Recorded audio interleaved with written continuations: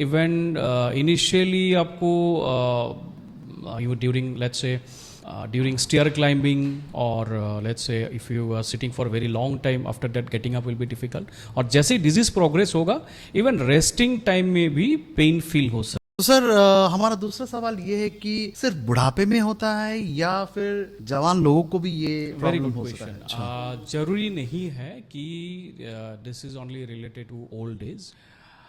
Basically दो type of arthritis होता है, एक है primary osteoarthritis and one is secondary. So primary one is basically related to your old age. तो जैसे ही एक आदमी का एज बढ़ेगा, जैसे ही एज बढ़ेगा, सो उसके साथ साथ उनका घुटने का कार्टिलेज धीरे धीरे कम होगा and over the time osteoarthritis will develop. So we call it as a primary osteoarthritis.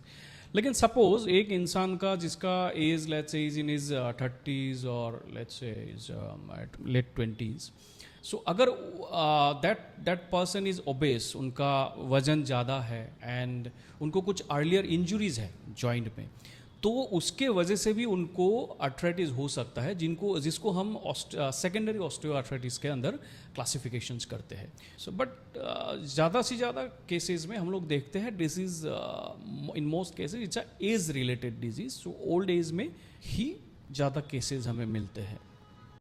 अगर